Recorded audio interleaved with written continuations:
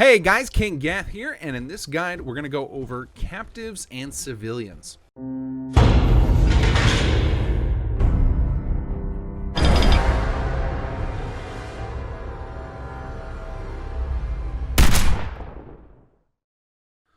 So we've talked about in the past videos of this series how soldiers of various roles affect your resource usage. Well, there are two additional NPC types. Actually, there are more than that, but the two we're going to focus on right now are captives and civilians.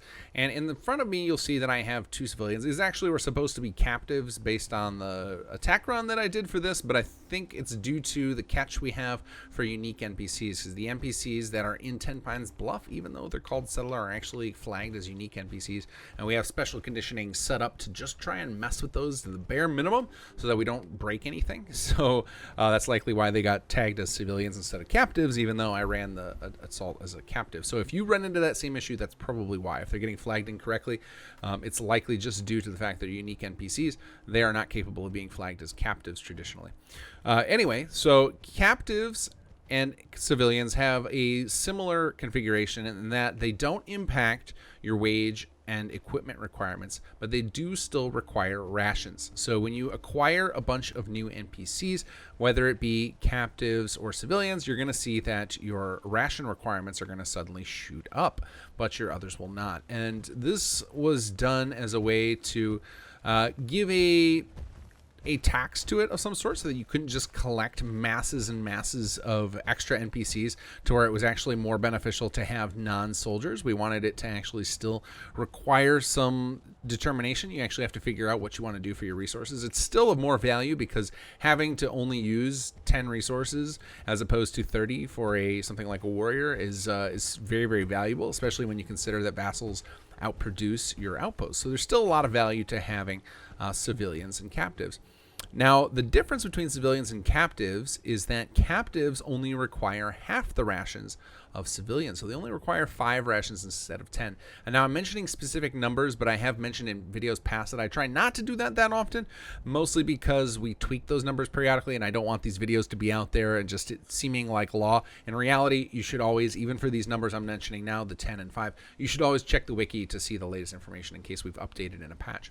But for now, at the time of this recording, it's half the rations that a civilian requires. But the penalty for that is they actually penalize your control score. They actually require a much higher control score.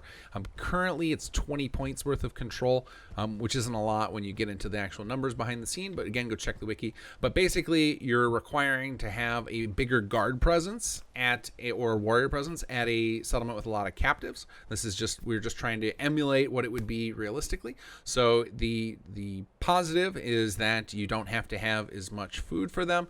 The negative is that you'd have to have a bigger military presence, which could, if you're doing it if you had captives at a vassal, which I don't think currently is possible, but it will be in the future, is that then you're going to be having to stack more guards, which could ultimately affect morale. So there's a lot of give and take here in that, and how you decide. Now, in the long term, we plan on adding a lot more to the captive gameplay to make it more interesting in that regard, especially when we get into the phase 3 mechanics, is that things like settlements with captives will likely be more likely to be attacked by the faction that NPC originally came from, as kind of a rescue operation.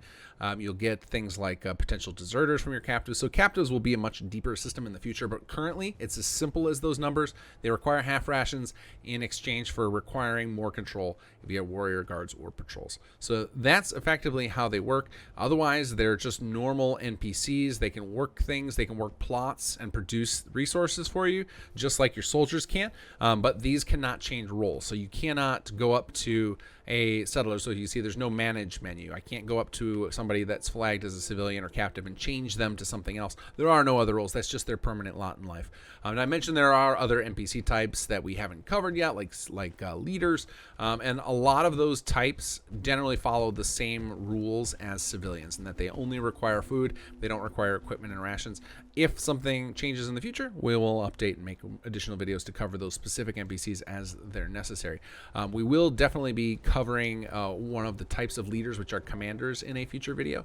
But again, as long as the NPC itself is not flagged as being a soldier type, it's generally going to follow the rule of just requiring rations, no equipment or wages. So hopefully that clears up some explanation or some of the issues with civilians and captives. I know one of the things that is getting commented on these guides about is people want to see more difference between Conqueror and Liberator, and that will come in the future. Right now our focus is all on just making universally good gameplay, making sure it's balanced, making sure everything works. There's constant bug fixes we got to do for this. So and once we get everything stabilized, we can start to divide that gameplay a little more. But right now you just got to RP a lot of it in your head of why you would take on civilians or captives or whatever for your good guy factions, and we'll work out adding additional gameplay to extend that in the future.